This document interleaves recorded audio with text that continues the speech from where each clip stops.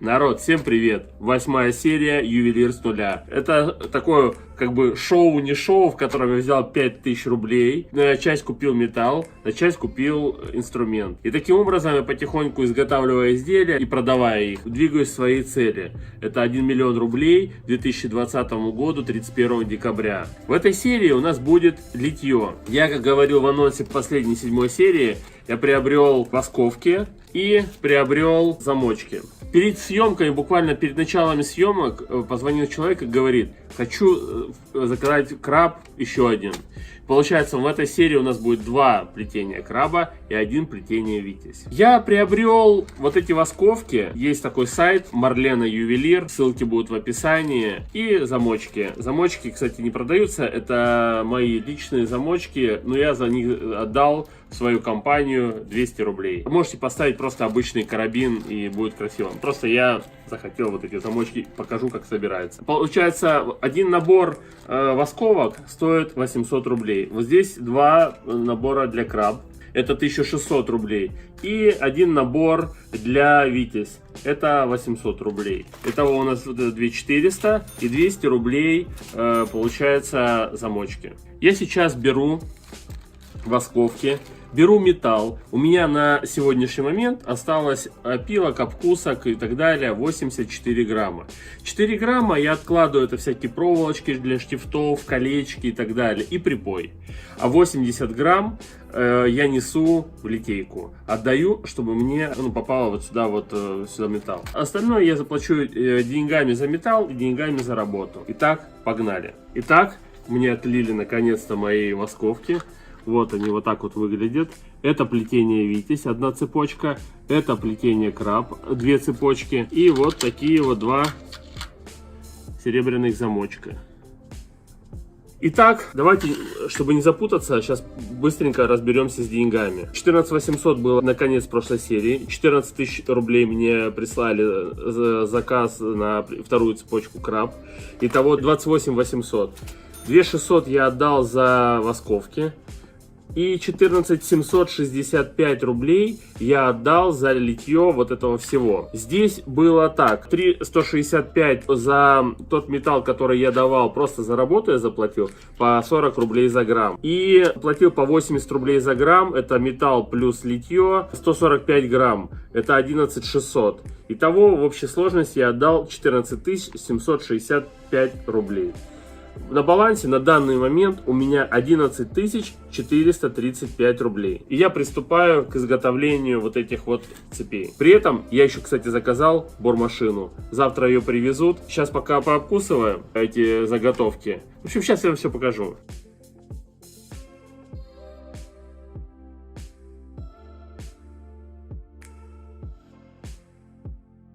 Итак, я сейчас буду обкусывать литники. Литник — это та часть, вот, по которой просто поступал металл. Его сейчас обкусили, везде неаккуратно, просто их быстрее скусывают с елки. Процесс литья, я надеюсь, что я допрошусь к какому-нибудь литейщику и вам все покажу. Конечно же, я предвкушаю вопрос о том, а где ты отлил? Я отлил у парня, который сказал: не надо про меня рассказывать. Я тебе отлил, дружище, я готов тебе отливать там и так далее. Мне не надо, потому что он знает, что сейчас сразу же начнется ему звонки, отлей и так далее. Он занимается, просто он как бы по-братски, вот это деньги, которые с вас возьмут любая другая мастерская. Я даже уверен, что вы можете найти дешевле, кто будет вам отливать, потому что это средняя цена по Москве, 40 рублей за грамм. Это, вообще, по большому счету, я считаю, что это дороговато. Я думаю, что, колеблются цены от 20 и до 50 рублей. Вот такой разбег за грамм литья серебра. При всем при том, что я отдал свои восковки. Итак, ищите, где вы, у ювелиров, спрашивайте литейки в вашем городе, а я пока буду работать. В первую очередь наша задача пообкусывать литники. Вот таким вот образом. Чтобы вот прям почти под ноль, под корешок было откусано. Итак, мы проходимся по всем литникам. Сначала плетение краб, потом плетение витязь.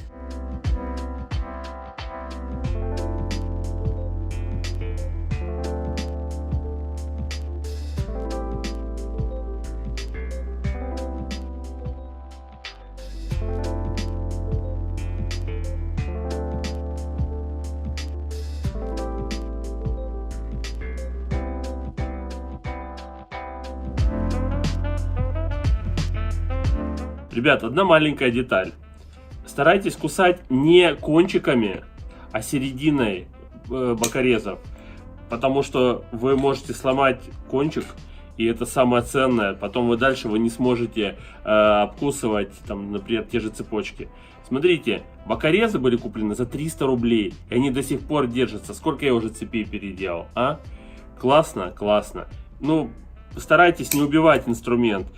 И я даже, кстати, еще их и пока не точил, ничего с ними не делал. Многие спрашивают, покажи, как ты переделываешь инструмент. Мне пока нечего показывать, потому что я ничего не переделал. Вот, смотрите, отдали вот так вот, два звена спаялось между собой в отливке. Но ничего страшного, я одну так точно спасу. И таким же образом мы обкусываем плетение Витязь под 0. Это переходное звено.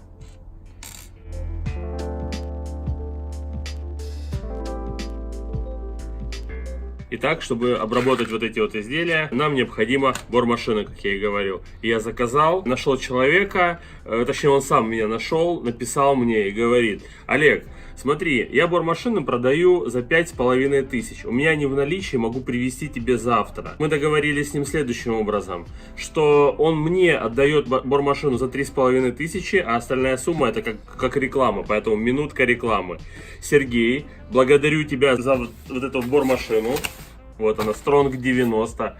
Она у него стоит 5500, но для моих подписчиков по промокоду Маргун Ювелир, ссылки будут в описании, его будет телефон, WhatsApp, Viber. Скажите, напишите ему Маргун Ювелир, и он вам продаст за 5000 рублей.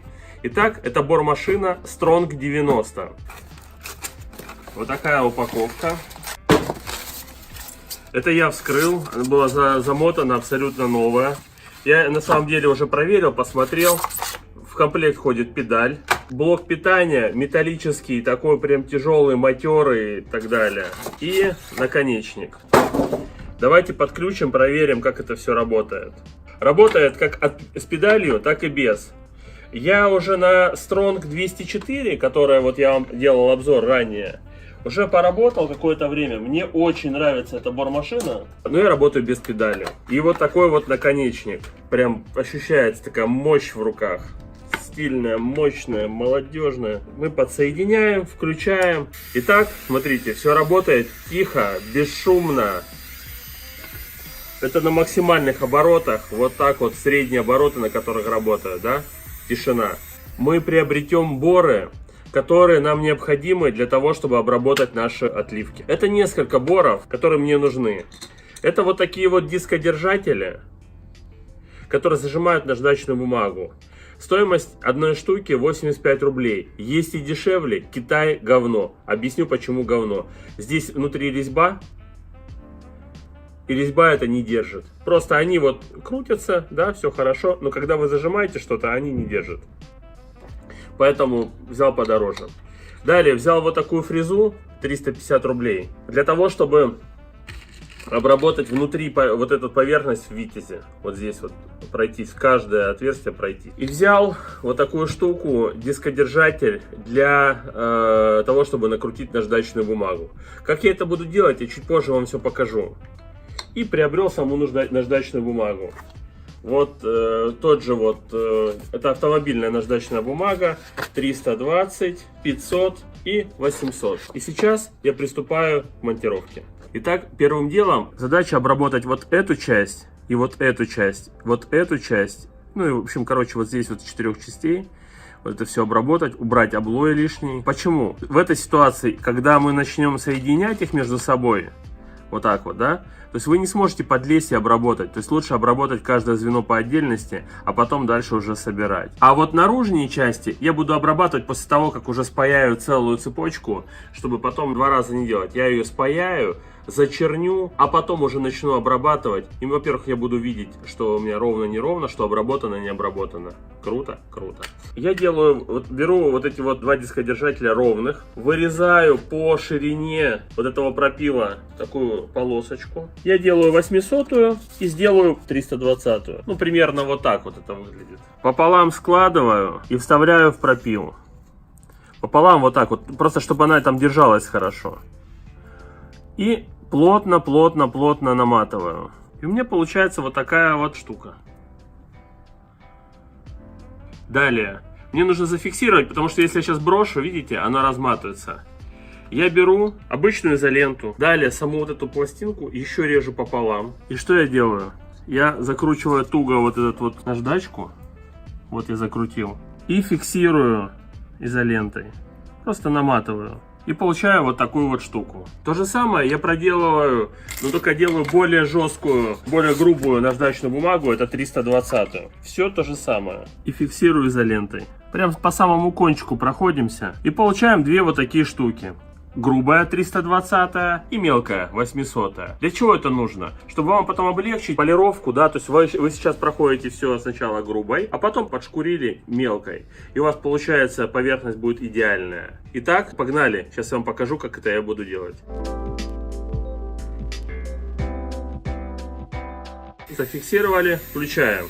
Нам не нужны максимальные обороты. Здесь на самом деле 35 тысяч оборотов. Это вообще не нужно. И сейчас я беру и начинаю... Маленько отошел от шока. Просто я когда испытывал бормашину, я переключил реверс. Я просто проверял реверс туда-сюда. И теперь все работает, все пошло как надо. И теперь со второй попытки у нас все получится.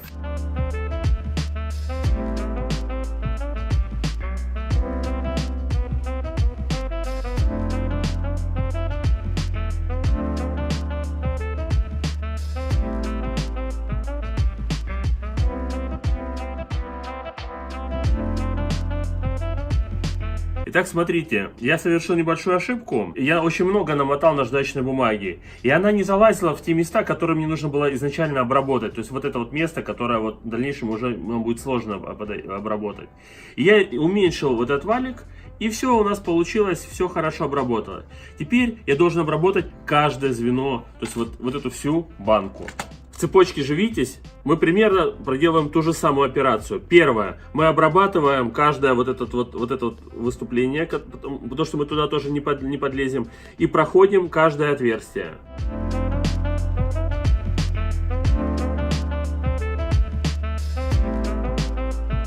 Отверстие я прохожу фрезой.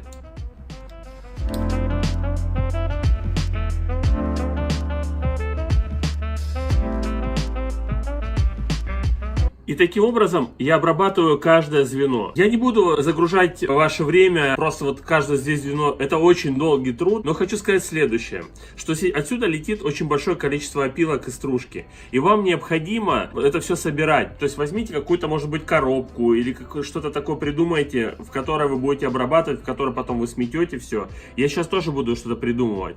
Для ювелиров обычно продаются такие, как стеклянные в виде аквариума, куда вы можете просунуть свои руки и дальше обрабатывать. Ну, то есть на серебро вам еще стерпит потери, но золото вот так вот это просто непозволительно. Ну, те, кто ювелиры, знают точно. Я пока обрабатываю каждое звено, как я показал. На следующей операции встретимся с вами.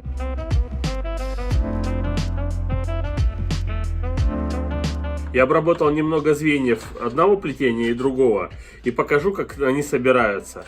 Давайте начнем с краба. Первое звено мы оставляем как есть.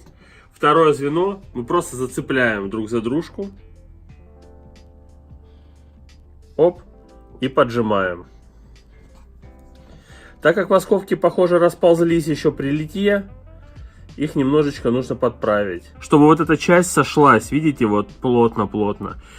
Сразу же сходятся по бокам части, которые мы тоже будем, скорее всего, пропаивать. Итак, мы собираем все звенья.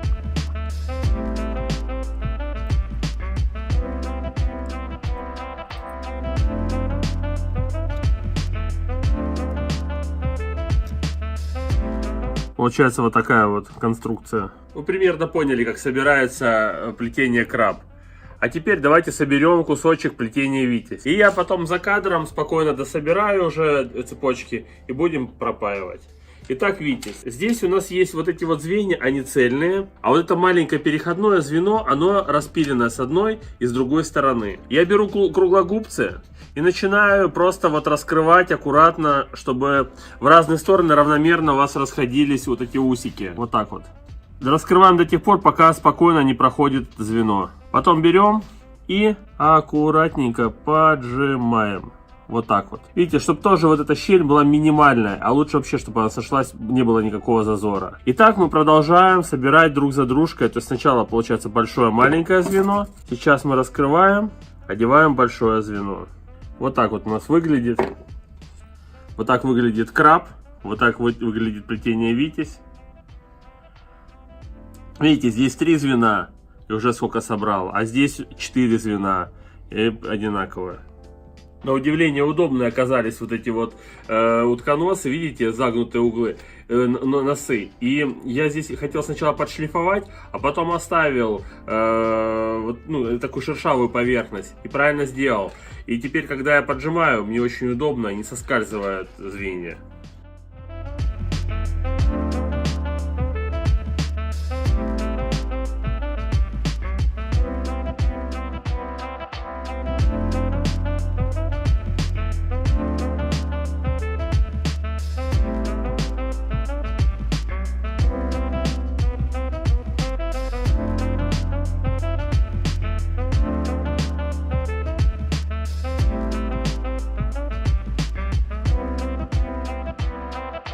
Итак, получается, я собрал 3 цепочки. 2 цепочки плетения краб и 1 Витязь. Сейчас наша задача пропаять каждое звено. Пропаять очень тщательно, качественно, чтобы у нас не было видно швов и при обработке у нас не вылезли какие-нибудь изъяны. Итак, я кидаю это все в буру. И немножко разогреваю ее. Ну что ж, а теперь предстоит самое интересное и достаточно долгое занятие, это пайка. И я приступаю. Как всегда, во флюс окунаем припой. Начинаем греть звено.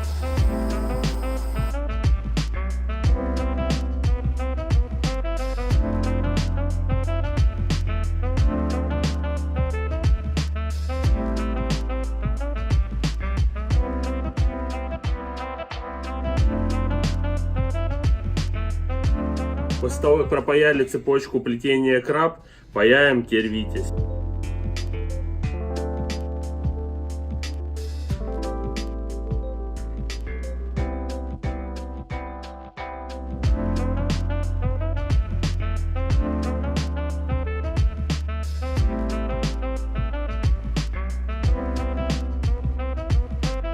Смотрите, есть места, где припой не растекся, он лежал немножечко таким комком.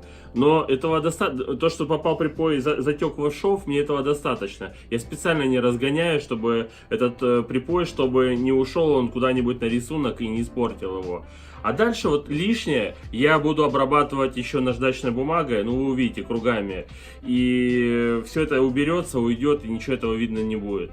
Так что я паяю, вы тоже паяйте, если у вас есть что паять. И увидимся скоро, когда пропаяю уже все цепи. Ну что ж, я запаял цепочки. Вот получается 3 цепочки. Все они пропаяны. Цепочка краб пропаяна в 3 местах. Торцы, стык, ну, торцы с 2 сторон. Эта цепочка пропаяна, вот это вот маленькое переходное звено с 2 сторон. Все четко, все проверил, все хорошо. Теперь наша задача прицепить замочки. Замочки какие я буду ставить? На вот эту цепочку я купил вот такой вот карабин. Большой, маленький, ну достаточно, я считаю. И беру перецепное кольцо, кстати, минус 200 рублей. Беру кольцо, завожу, вставляю.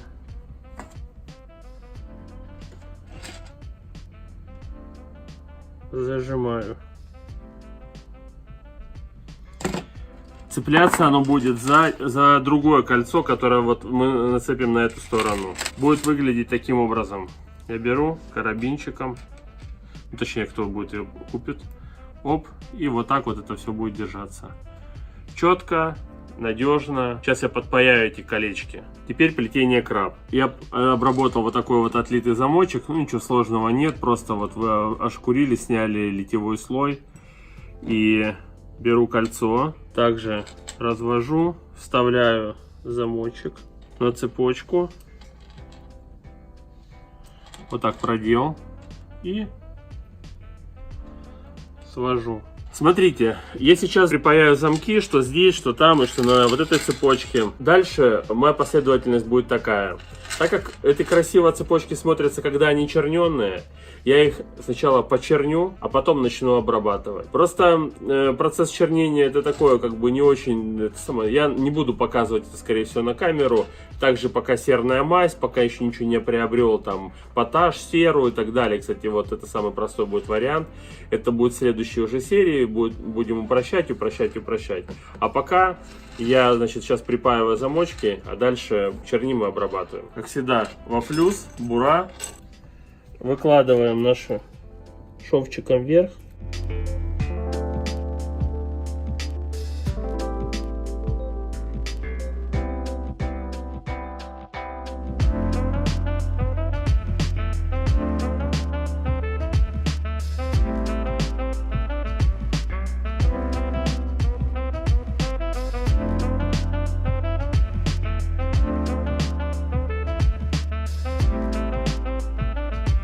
Многие пишут в комментариях, умники: вот ты нагреваешь замки, они у тебя не работают. Вот только что остудил, просто чтобы можно было взяться. Смотрите.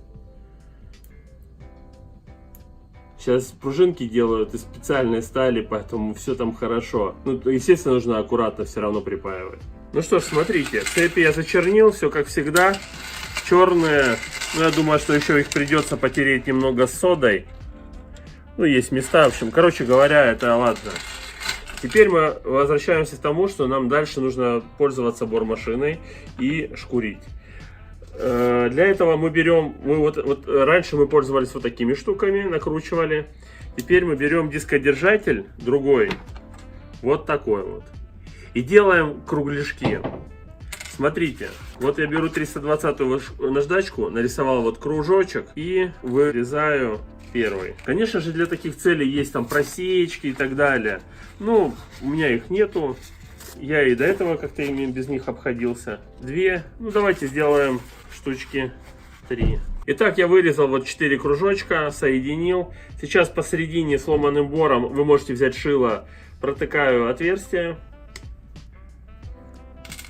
Раскручиваю бор, вставляем, закручиваем, и вуаля, наша штучка готова. И теперь наша задача каждое звено обработать вот этой штукой. Обрабатываем следующим образом.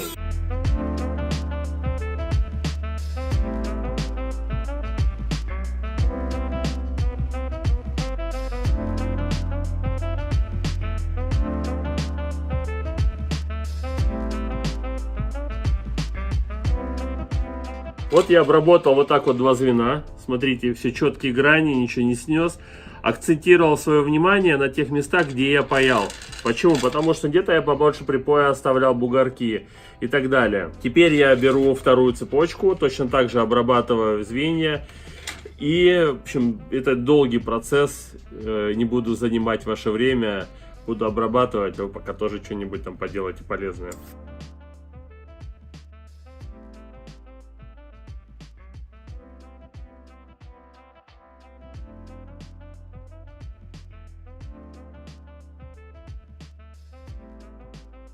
Итак, все зашкурил я цепочки, 1, 2, 3. И самое главное, у вас вопрос, почему они блестят. Знаете, я решил испытать новый способ, который написали подписчики, ну то есть вы. Суть этого способа такая. Я взял 2-литровую бутылку Кока-Колы, запихнул туда цепи, залил туда воды, где-то 1/3. Дальше немножко аммиака, и, нашатырный спирт, который в аптеке продается, ферри. И туда натер, обычное вот хозяйственное мыло. Все это запихнул, завязал скотчем пробку, чтобы на всякий случай, чтобы 100% не развалилось. И жена вчера стирала, я бросил в стиралку эту бутылку. Ну, конечно, она возмущалась, но это ей не помогло.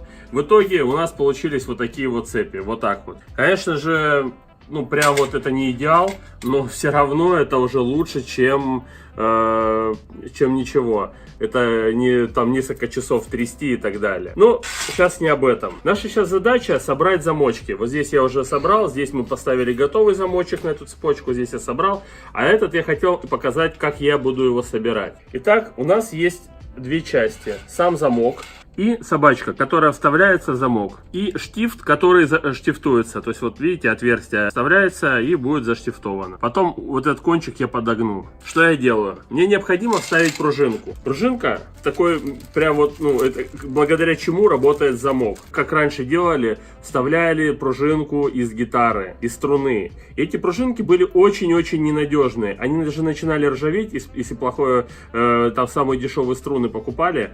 Они начинали ржаветь. Вот я сделал только цепочку, помыл ее, и если плохо высушила, она прям сразу тут же начинала ржаветь. Эта же струна специально продается для замков.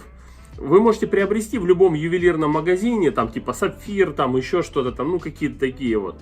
Мне просто привез человек, и сейчас я просто попросил его купить.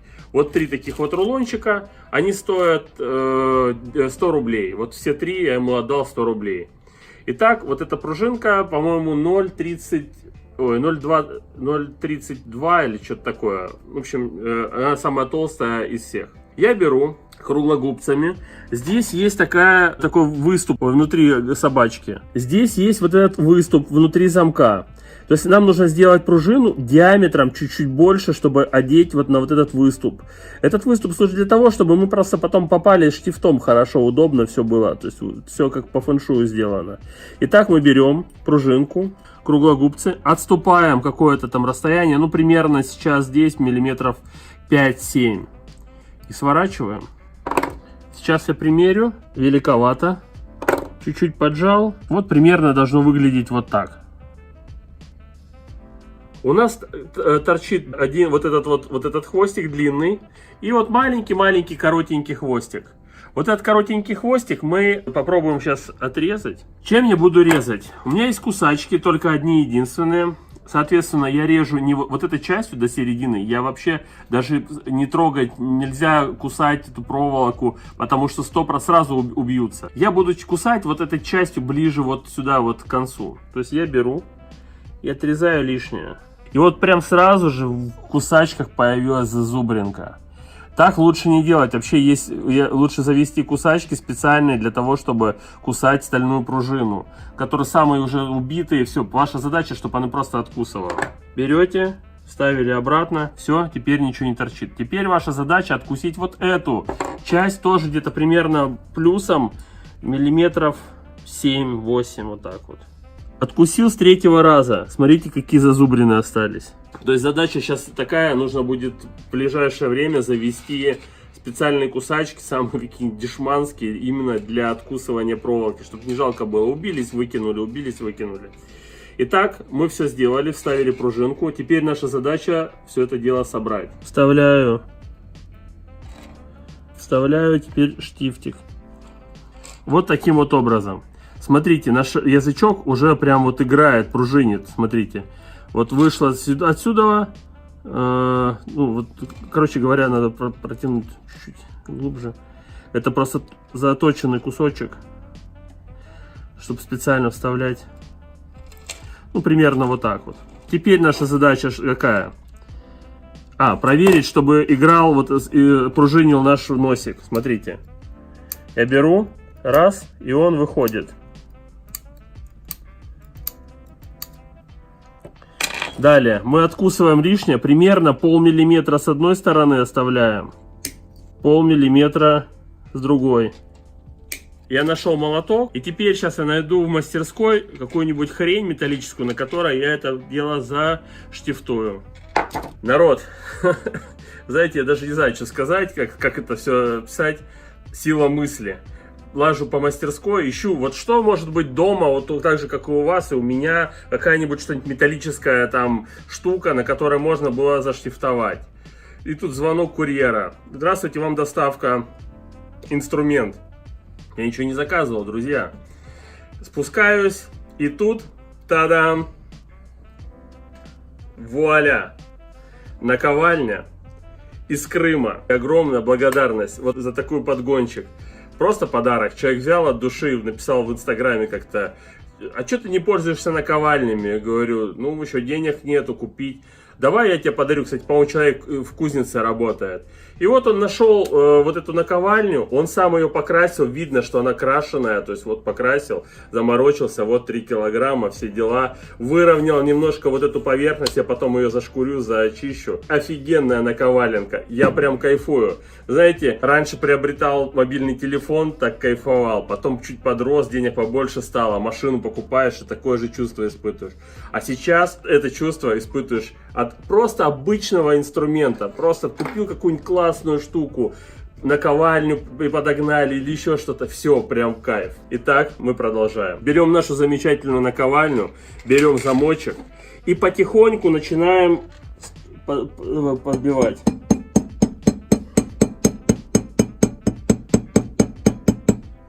С одной стороны подбили, разворачиваем, и точно такая же процедура с другой стороны.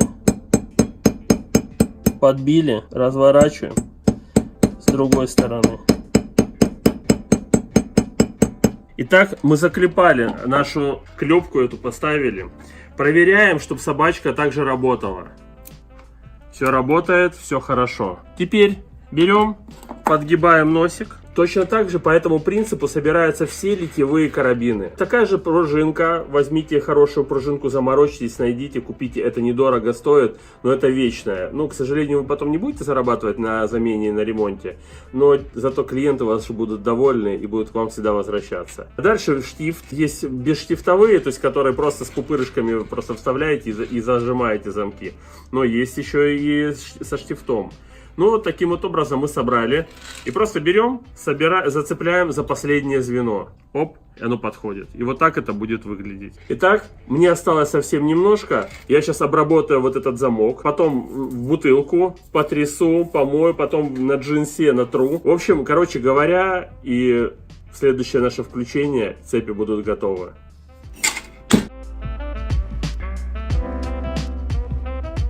Ну что ж, замечательная штука бормашина, очень упрощает жизнь, рекомендую. Кстати, на Сергея будет в описании ссылка. Итак, смотрите, мы сделали 2 цепочки плетением краб, завтра же отправятся к своим заказчикам, и цепочку плетения Витязь.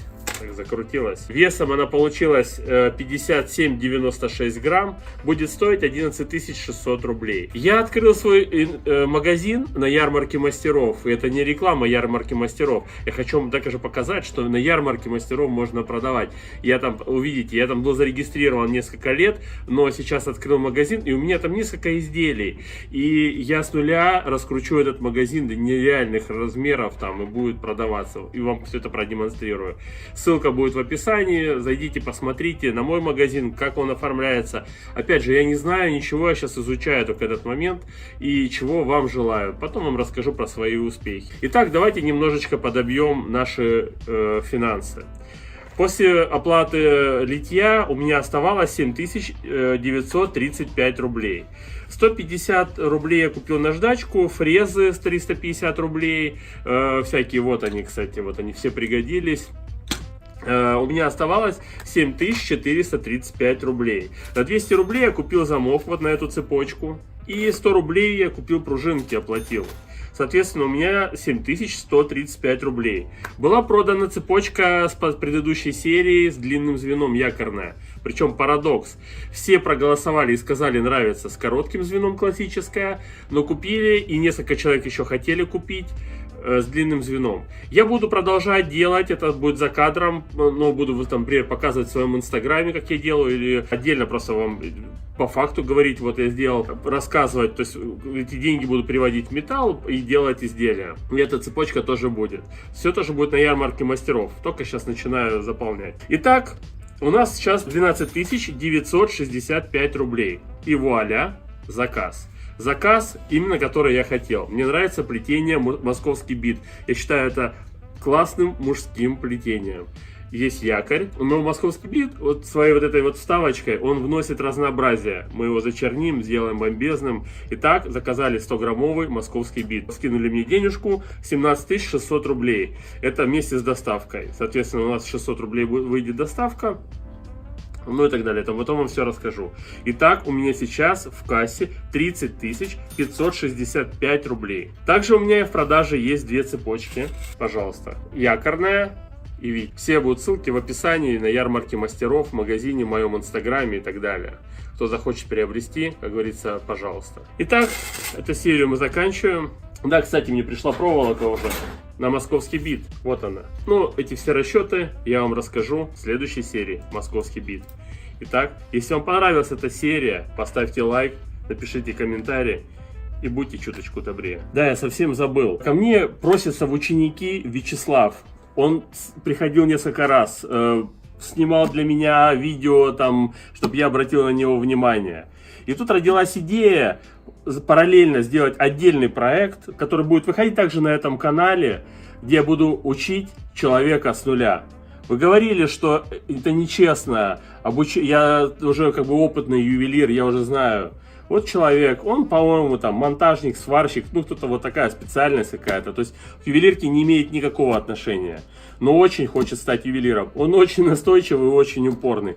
И вот здесь сейчас ставят его видео обращение ко мне, в котором он просит, чтобы я его взял в ювелир. Да, он упорный, просто караул.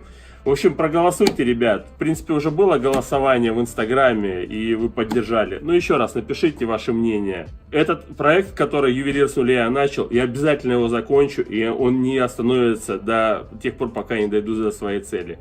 Это будет отдельная история, будет снимать оператор, и я буду просто показывать, давать задания, объяснять. Так же, как и вам, вы, может быть, параллельно будете также учиться. Ваше мнение в комментариях. А всем уже точно пока.